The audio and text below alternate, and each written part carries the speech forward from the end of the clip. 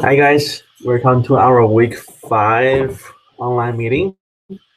I see some of you is already here. You already checked in. So we have who is here? Veronica is here. Song is here. Trans here. Magali is here. Sandy is here. Good job, guys. Just keep checking in. Remember, you get your 2 points per week on the test. So already so far we have 4 meetings up to this point.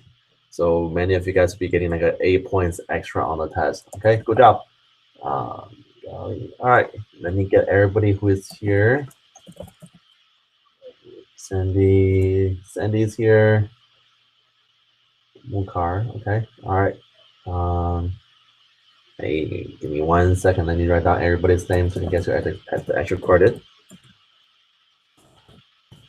Guys, if you're watching this live now, make sure to check in the chat box so I can get your name on the list. So I'll get you the extra credit once you finish the first test. Okay, so let's talk about our first test, which is this week. Some of you have already tried it. I think the average right now for the test is 86. It's not bad. It's pretty good. So the test is for those who already tried, you know that the test is very similar to the quizzes. So for the test, you have 3 tries, and then we're going to take the highest grade. Also, many of the questions in the quiz, they're exactly the same question on the test.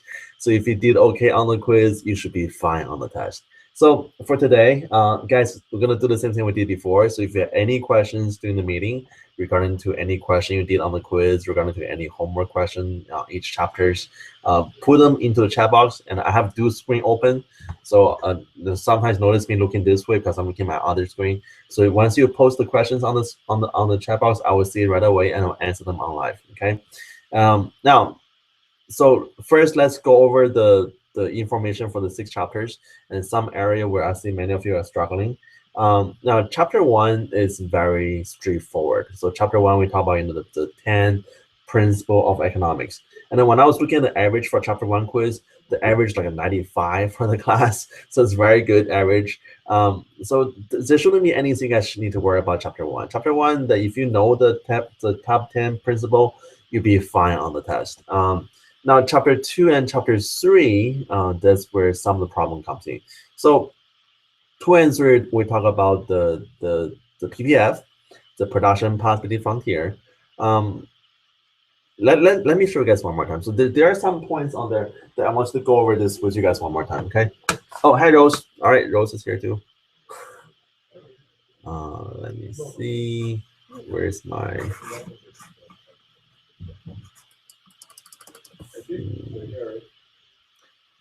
Okay, chapter 2 PowerPoint. All right, let me do a screen sharing.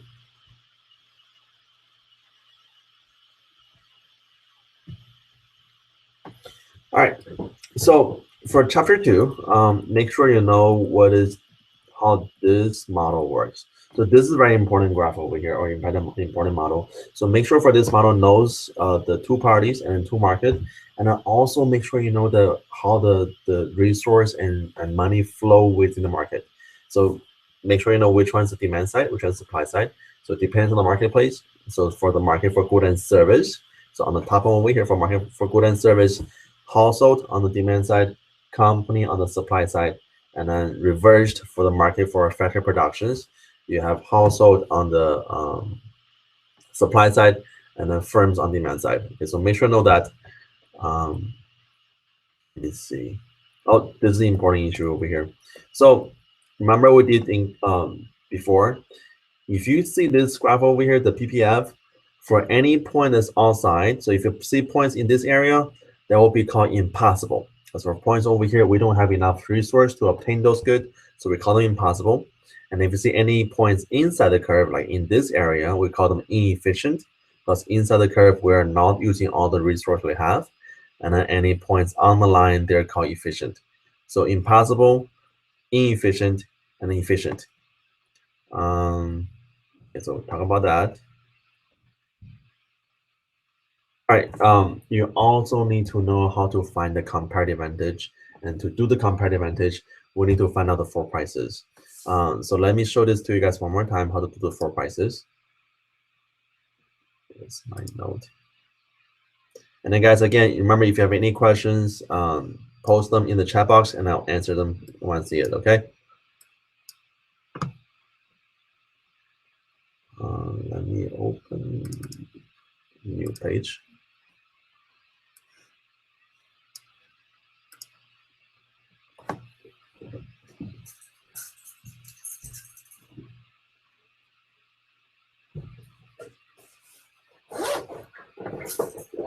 Okay, so we have 2 countries here.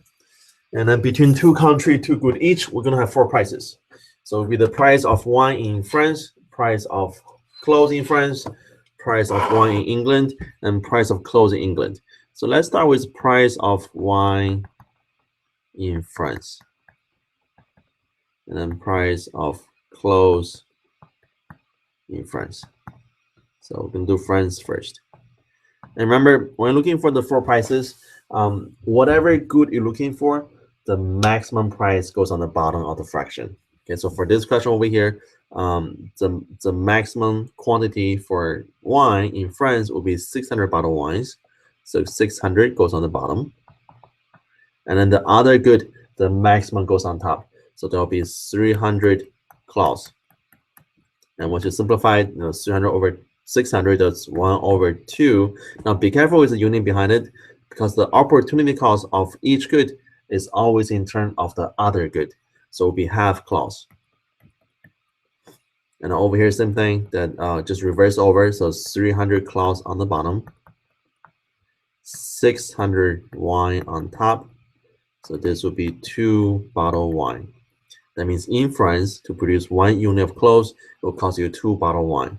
And then we do the same thing for England. So price of wine in England. So the maximum number of wine goes on the bottom. There will be 200 bottle wine. And the maximum close goes on top. So 300 close.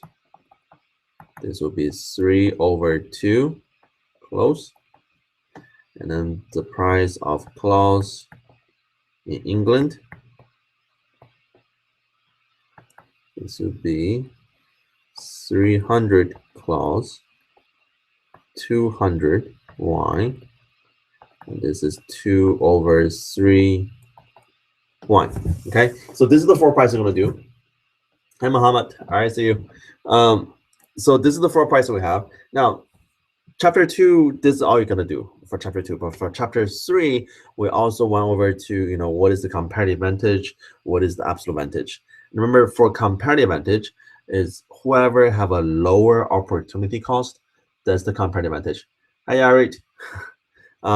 So let's look at wine first. So for wine, we have France over here and then England over here. So for France, for every unit of wine costs you half close. For England, for every unit of wine costs you 3 over 2 close. So this is cheaper. So we say France have the comparative advantage in production for wine. Now, for clothes, do the same thing, do the same comparison. So for clothes in France, costs you 2 bottle wine. For England, costs you 2 over 3 bottle wine. So England is cheaper. Then we say England have the comparative advantage in production for clothes. So it's always one country, one comparative advantage. So if you know France is good in wine in comparative advantage, that means automatically England must be good in clothes. So that's your comparative advantage. And then for absolute advantage, now comparative advantage is whoever have the lowest opportunity cost. The absolute advantage is whoever can produce more good. Now, if you compare France and England over here, France at maximum can produce 600 bottle wine, and then England maximum can produce 200 bottle wine. So France can do more bottle wine. Then we say France has the absolute advantage in production for wine. And then England, well, for comparative advantage, it's one country, one comparative advantage. But for absolute advantage, it's not necessarily that one country must be good in one absolute advantage. That sometimes you might have a country in absolute advantage in both good, and sometimes you might have a situation where nobody has any absolute advantage. So in this case over here, if you look at clothes, France can produce maximum 300 clothes. England can produce maximum 300 clothes. So they're even out, right? So therefore, nobody can produce more clothes. So for clothes over here, nobody has any absolute advantage in production for clothes. All right, makes sense? So remember, comparative advantage is whoever have a lower opportunity cost, and an absolute advantage is whoever can produce more of the good. That's your absolute advantage. All right, so I think that's it for chapter 2. Let me see if anything else we need to talk about in chapter 3. So chapter 3, once you know the 4 prices and then you know the comparative advantage, absolute advantage, that's pretty much the core of chapter 3. There's really not that much information besides those stuff. All right, so that's it for chapter 3.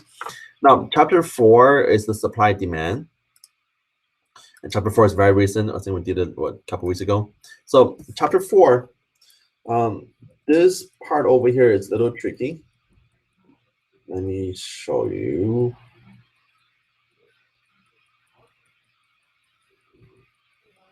Where is it? It's coming up, almost there. All right, this part is very important.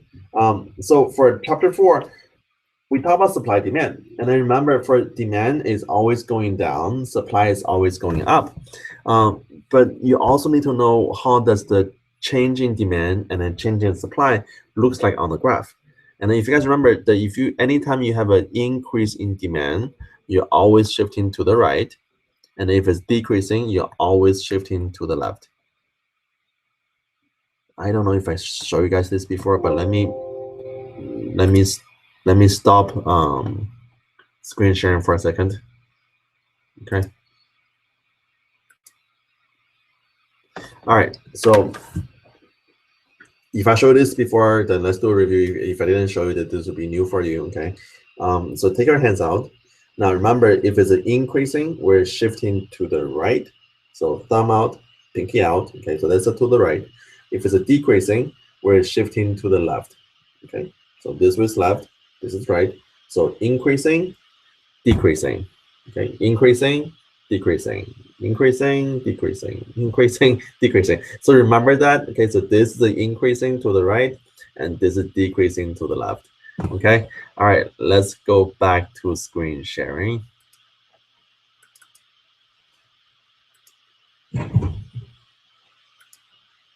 All right, so for this case over here, since our demand curve is shift to the right, so this will be increasing. So for the demand supply, make sure you know the factors that can shift our demand curve and shift our supply curve. So for demand curve, we have total 5 factors that can shift our demand curve. Let me pull up the summary page. There we go.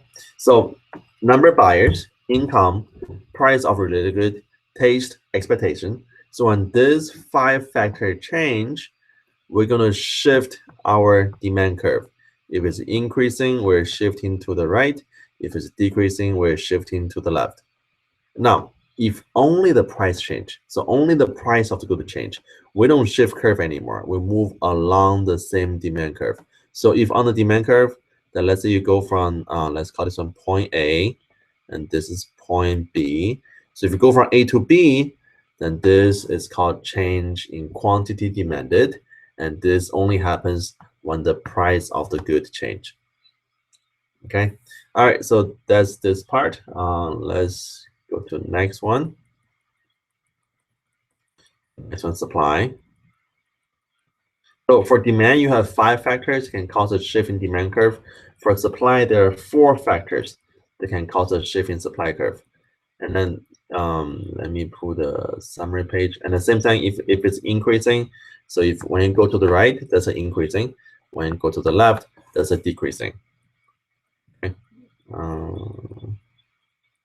There you go. All right. So when this 4 factor change, we're going to shift our supply curve. And the same thing, if it's increasing, you move to the right. If it's decreasing, you move to the left. Now, for the supply curve here, supply is always going upward. So if you see upward line, this is the supply curve, and demand curve is always going downward. And then same thing with the price change. So if only the price change is a movement along the supply curve. So for the supply, if you go from, let's say, point A over here, to point B over here. So this will be a change in quantity supplied, and that's one that only happens when the price of the good change. All right, now let's move on to the next part. So supply is always going up, demand is always going down. Eventually they will meet, and when they meet, this is called the equilibrium. And the equilibrium is the most stable solution for the market. And anytime you're at equilibrium, you tend to stay at equilibrium. Anytime you're away from equilibrium, you tend to go back to equilibrium. So here, where is it? Surplus.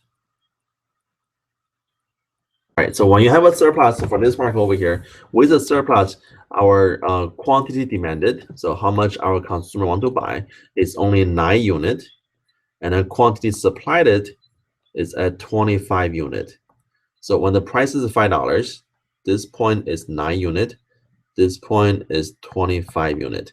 So company supply 25, consumer only buys 9 units, and then this difference over here is called surplus. And then anytime you have a surplus, there will be pressure for the market to push the price lower. So eventually you will go back to where your equilibrium price is.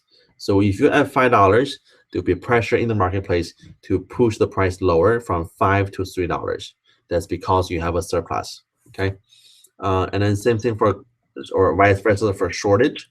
So if you have a shortage, so it's any shortage. Let's say your quantity demanded is 21, your quantity supplied is 5. Then with a shortage, there will be a pressure to push the price higher. So eventually go back to equilibrium over here. Okay, so with a shortage, price will increase and then increase back to the equilibrium. So that's a shortage. I think that's it for chapter 4. Yep, so that's it for chapter 4. Now, one more thing, one más. When you have shift in supply demand, so let's say we have this market, with this market for hybrid cars. So market for hybrid cars, and then there is an increase in the price of gas.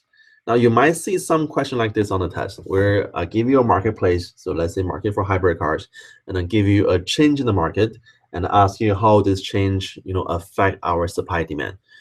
So when you look at this type of questions over here, the first thing you want to think about is, do I change my supply or do I change my demand? So which curve do I shift? And then you want to know, would it be an increase or would it be a decrease? So once you know those informations, draw the new line on there. And once you draw the new line, you can find out if your price is increasing or decreasing, and your quantity is increasing or decreasing. So for this market, the market for hybrid cars, we have our original supply demand curve, and then we have the original price and quantity. Now the change in here is as the increase in the price of gas. Now, if you guys know that hybrid cars are very efficient, so many people, they tend to buy it when they want to save money on gas. So when the price for gas is increasing, it gives people more incentive to buy more hybrid cars. So this change is changing the taste of consumers. So when this happens, then we're going to change the demand curve. So when demand curve change, this will be an increase of demand on the market for hybrid cars. So increased demand, remember increase, we're going to move it to the right. So demand curve move to the right. D2. So that will be our new demand curve. Once you have a new demand curve, you have a new equilibrium. And on this equilibrium, that's your new price at P2.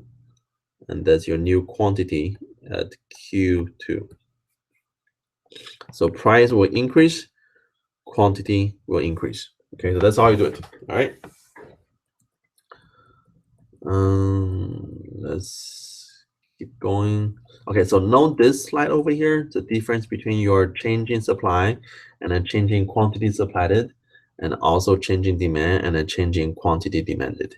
And then make sure you know that when you have a changing supply, that's when you have those 4-factor change. When you have a changing quantity supplied, that's only when the price change.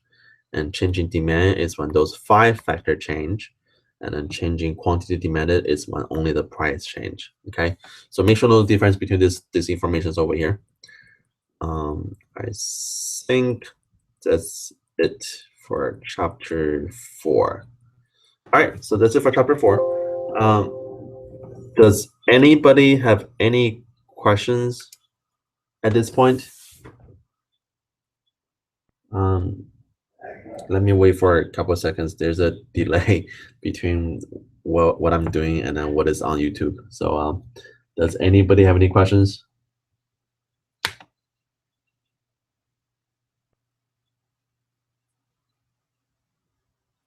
All right, so guys, if no question, let's talk about chapter 5. So chapter 5. All right, so chapter 5 is elasticity. Oh, so how many questions on the test? Sandy, there will be total of 200 questions on the test. Oh, I'm sorry, I already answered it. There are only 50 questions on the test, so don't worry. Yeah, it's only 50 questions on the test.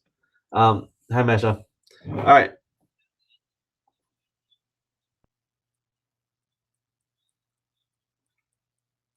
All right, so let's do chapter 5. Now for chapter 5, on elasticity, this is the only part of the test where you need to know your calculator very well. So there are a lot of calculations involved in elasticity. And you guys did this before, so you know how this works. But let's talk about the formula first. Okay, so for the formula for elasticity, is the percentage change in quantity over the percentage change in price. And then I know we had this long formula, is that the percentage change in quantity is your Q1 minus Q2 over Q1 plus Q2 divided by 2.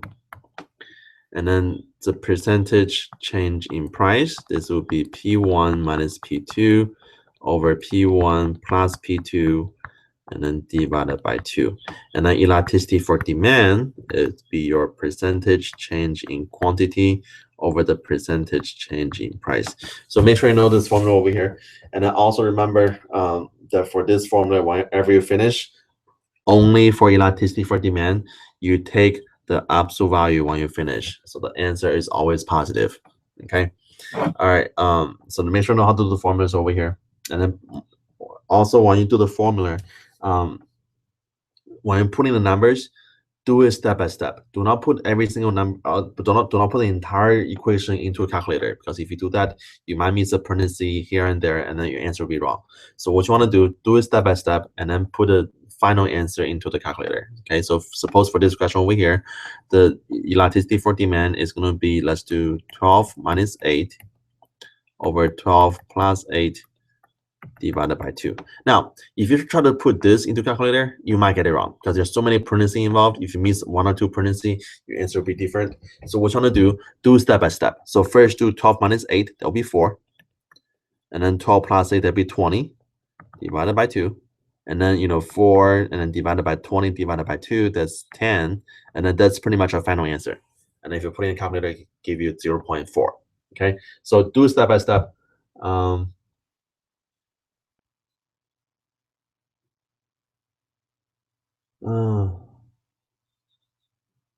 Yeah, Masha, I don't know why your screen is black. Try use a different browser, see if it helps. I'm using the Firefox. Usually Firefox is pretty good in updating. So try either Firefox or Chrome. Those might be better than the Windows Explorer. Okay. But yeah, it should be working. Is everybody else doing okay on the videos? Yeah, if you guys have any questions and have any issue with the video, let me know. Okay.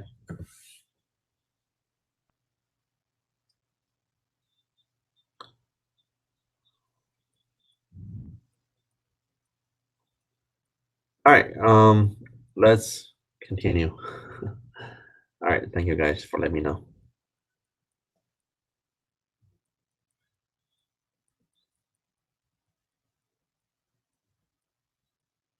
Okay, so what determines price elasticity? So basically, we have 4 determinants for price elasticity. So the first determinant for it is how many close substitute there are available. So the more number of substitute available, then the higher the elasticity. The less number, the close substitute available, the lower the elasticity. Okay, so that's the number one. Number two is the difference between how narrowly or broadly defined the good is. So if the good is very narrowly defined, then it tend to have a very high elasticity. But if the good is very broadly defined, it tend to have very low elasticity. Okay. Let me see. The third one is between a luxury and a necessity.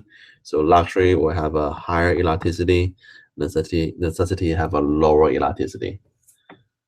All right, and then last one, long-term change, short-term change. So long-term change tend to have a higher elasticity. Short-term change usually have a lower elasticity. All right, so make sure know those difference. Let me see. And then guys, this is important too. Know the 5 different type of demand curve. So perfectly inelastic demand, inelastic demand. And then we have unelastic demand, elastic demand. So make sure, last one, perfectly elastic demand. So make sure know the different type of demand curve. Okay. All right. Let's see what else. Remember. Oh, this part is important. I don't know if I talked about this enough in the last meeting, but the same with total revenue and elasticity. If your demand curve is currently elastic, that means your elasticity of demand is more than 1. So if your current demand curve is elastic, then to increase your total revenue, so to increase total revenue, you should lower the price to increase total revenue. Now, if currently your demand is inelastic, and then that means your elasticity for demand is less than 1, then to increase your total revenue, we should try to increase our price.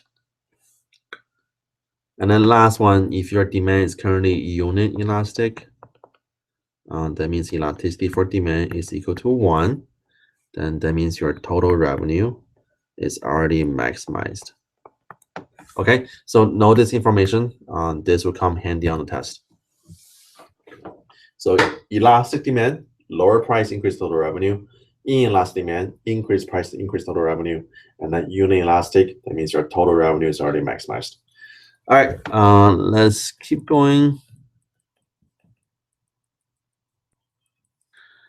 I think that's about it for chapter 5. Oh, two more, almost finished.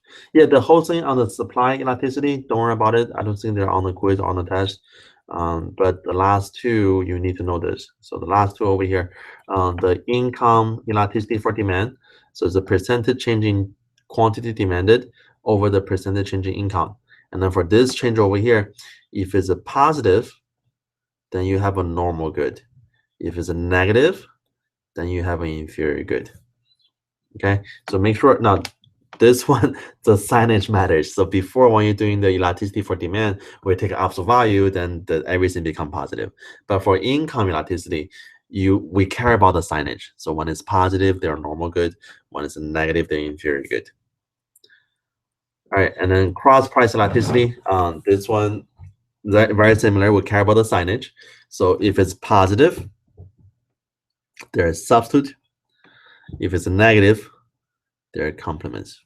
Okay, so know those difference. And I think that's it for chapter 5. And the last one, let's talk about chapter 6.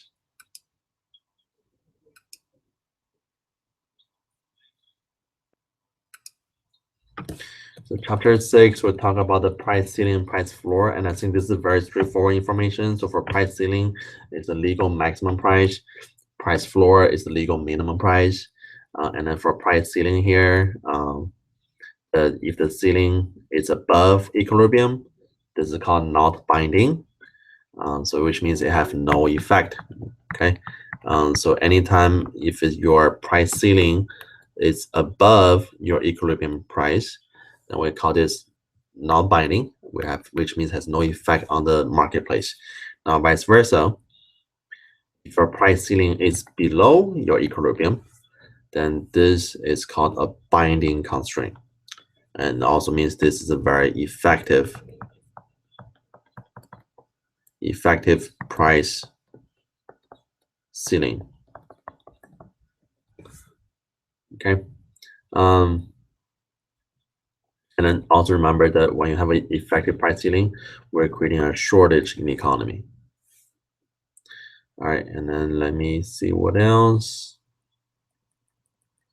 Price floor should be next. So for price floor, when price floor is below, this is called not binding, so it has no effect. When the price floor is above, this is a binding constraint. And for binding constraint, it's also known as the effective price floor. And when you have an effective price floor, you'll be creating surplus in the economy. Okay. All right. And then again, labor surplus, that just means unemployment. So we have too many laborers and not enough job. Let me see, chapter 6. Oh, tax. This part, I think some of you didn't do so good, so a little confusing about this part. Remember, every time you put a tax on the marketplace, doesn't matter who you tax on. So if you tax on a demand or supply, doesn't matter where the tax is on, the end result is all the same, because the end result is how much the final price for buyer and how much the final price for seller. And it doesn't matter who you put a tax on, it will be all the same. So if you put a tax on demand, then demand will be shifting to the left, or you can also think like shifting lower. There will be the tax on demand.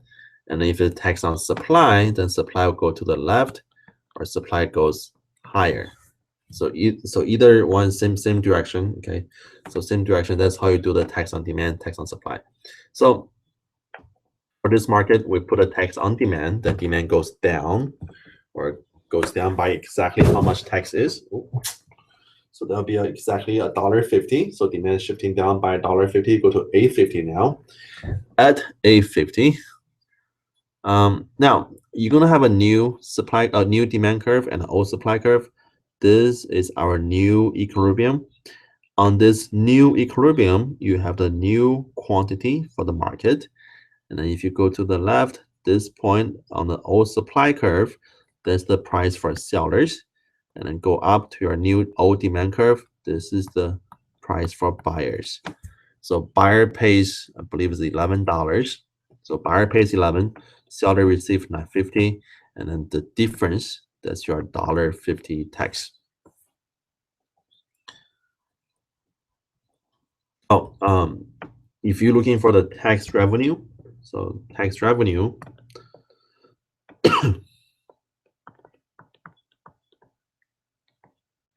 so tax revenue equals to the tax per unit times the quantity of how many transactions you have. So for this market, our tax per unit is $1.50, and then we're gonna have 450 unit. So $1.50 times 450, whatever the number is, that'll be our tax revenue. That's how much tax government is collecting from consumers. Okay. All right. Let me keep going. So this will be the example on the tax on sellers. So if you notice, when tax on sellers, supply move higher or go to left, then this new intersection over here, that's how much our buyer pays, and then go down. That's how much your seller receive, and the difference, that's your tax. Okay. So either way you do it, the buyer pays 11, seller receive 9.50, and that's why we say that doesn't matter who you put a tax on, the end result is all the same.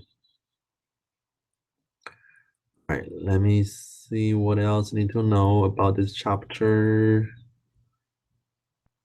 Oh, okay. So one more. I think this is the last information for chapter 6.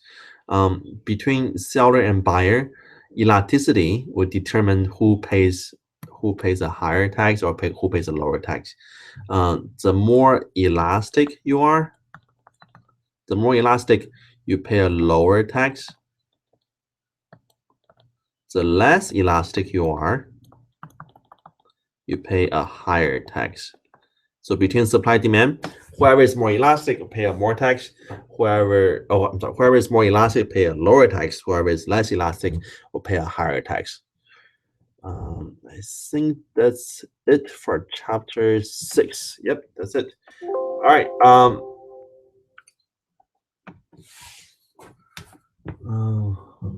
Seller is Masha. Let me get a question. So, is the seller always on the bottom? Yes, that's right. So the buyer price always on the top, and seller price is always on the bottom. Okay. Does anybody have any questions regarding to chapter 1 through 6? Let me wait for 10 seconds. Again, there's a delay between what I do and what is on YouTube.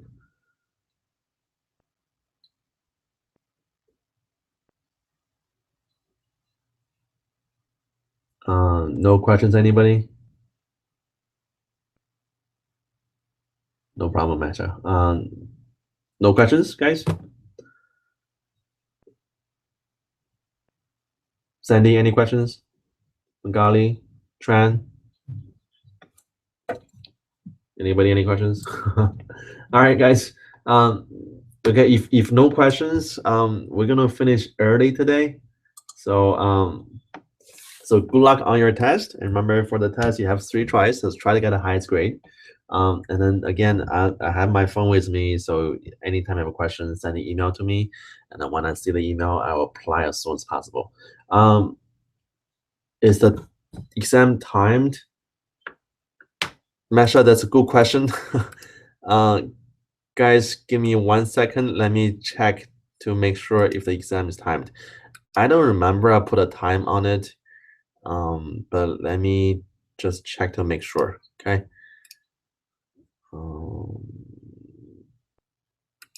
Joe.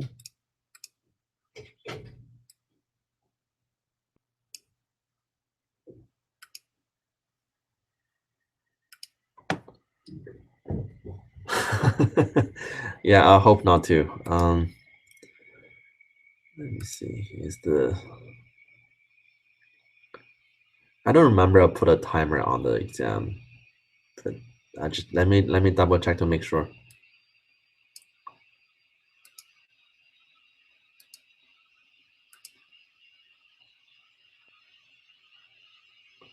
Okay, so it is not timed.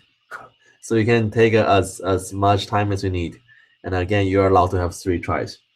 Now, guys, here's the deal. For the even though the test is not timed, but you still want to finish in one setting, because if you pause it and then come back to it later, something might go wrong. So it's a good idea, just sit down, allow yourself a couple hours to finish the test in one setting. Okay, and then again, you're allowed to have 3 tries, and we take the highest grade. Oh, one more issue we need to talk about. For some reason, the Mind tab is updating the grade very slowly to Canvas. So some of you, when you check your grade on Canvas, it doesn't show the assignment or quiz you already finished, or it might show the previous attempts, but not showing the highest attempts. Don't worry. The grade are still in the Mind tab. They're just updating very slowly. So I will make sure that you get your grade by end of semester. So don't worry about it. If anything happens, we can still fix all the problem. All right, Sandy has a question. Test is the 25th. Well, the due date on it.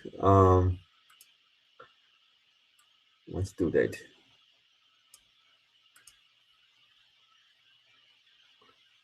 Let me check the due date on your test. Right, so the test is due on the 25th. So 11:59 midnight. Oh yeah, you can start the test today. Guys, I don't know if I mentioned this before. Even though you have this due days on your mind tab, different chapter, different due dates, but there is no start date, so you can start anytime you want. And then let me tell you a secret, though. Don't tell anybody else. You can finish everything before end of semester. If you wanted to, you can finish everything within 3 weeks. Okay, so everything, just make sure you do your discussions week to week. But the stuff on mind tab, they're all open. You can do them anytime you want. Just make sure you finish before due days. Okay. All right. So does anybody have any questions? Any other questions?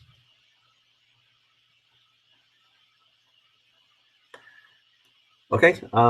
So if nobody has any more questions,